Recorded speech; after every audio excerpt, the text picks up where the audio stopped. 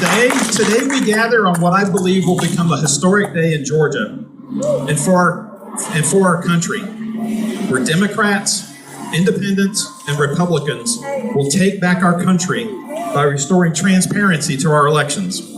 Yes. The Roman goddess Liberty, with one hand, points to heaven because your rights are God-given, and with the other hand, she guards the ballot box.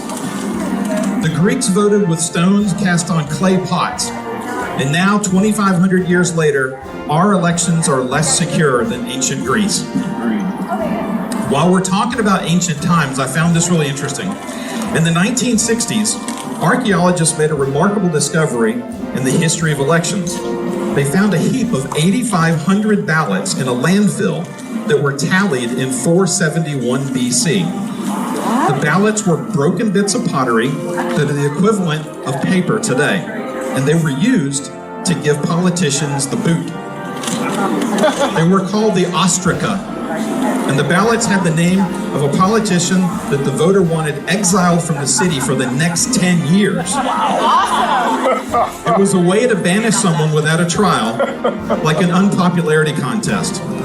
We'll be passing pottery shortly. Today on Raffensperger. Pottery, please. Coming forward a bit, in the Declaration of Independence, our founders wrote that governments are instituted among men, deriving their just powers from the consent of the governed.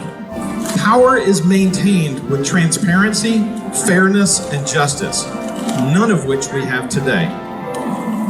Last month and last week, Fulton County spit in the face of Georgia citizens by deciding that the word shall, S-H-A-L-L, in Georgia law does not compel them to name a Republican to their elections board.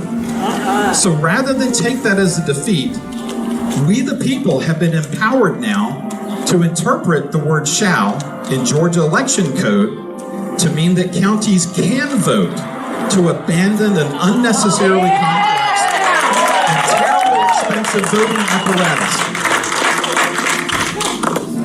Now, I've put some warnings out there because the Secretary of State and his minions will threaten Spalding County and other counties across the state with pretend offenses, just like King George did against our forefathers. But we have learned from experience in this battle that just because the Secretary of State argued in a case called Pearson versus Kemp, and I quote, he said, the Secretary of State at the time said, the Secretary of State has no lawful authority over county election officials. And he cited Jacobson versus Florida Secretary of State. Now, I'm not a lawyer, and this is not advice, but it appears to be a strategy that may make sense, is for other sympathetic counties that want paper ballots to proactively file lawsuits against the Secretary of State's office, forcing them to stop them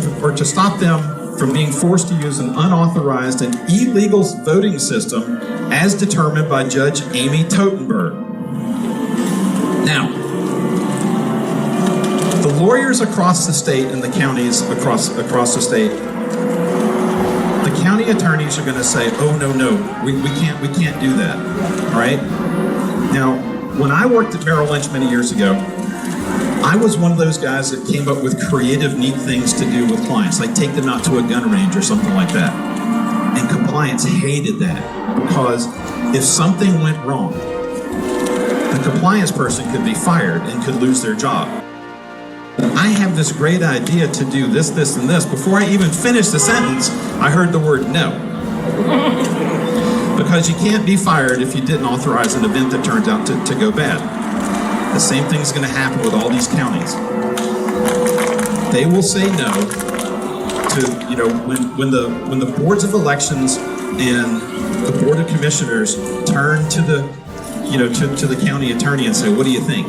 Yeah. The county attorney is going to be a chicken and say, no, Yeah. we can't do that because I might lose my job and I might lose that $15,000 or $18,000 a year that I'm getting from the county or whatever it is.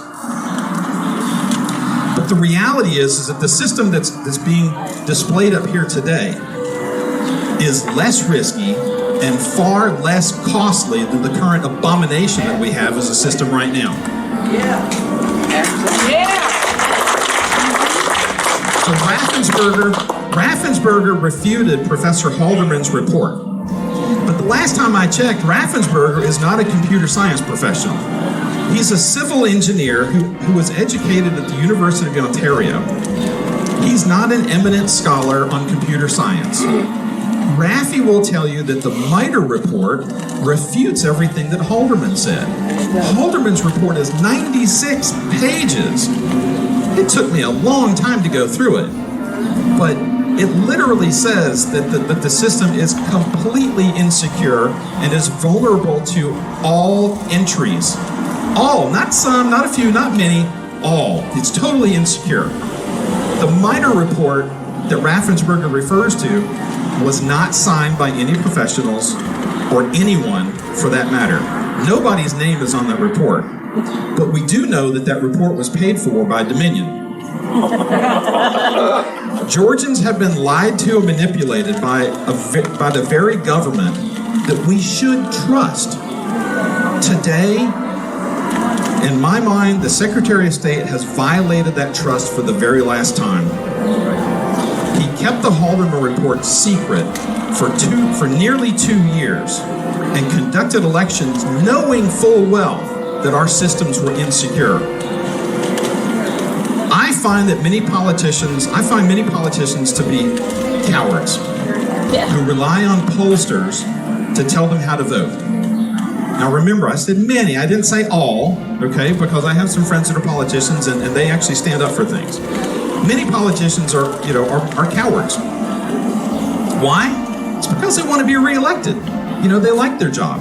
They like being called, they like the title, right? They like the perks that go with it. We need all Georgia representatives and county leaders, Democrats, Republicans, Independents, any of the above, to show the same courage as the leaders in Spalding County. Yes.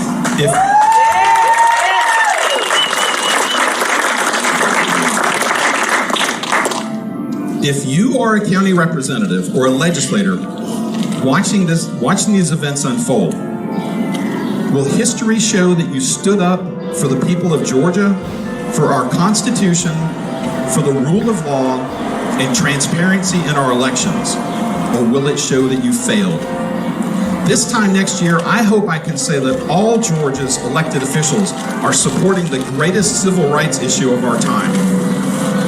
I stand here before you today to tell you that the Georgia Republican Party fully supports and endorses hand-marked, hand-counted paper ballots made on currency-grade paper.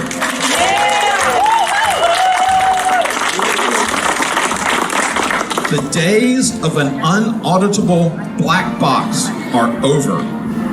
I pray that this will be a historic week and historic month across Georgia, where Democrats, Independents, and Republicans will come together and take back our country by restoring transparency to our elections. Thank you. Awesome, David. Thank you so much.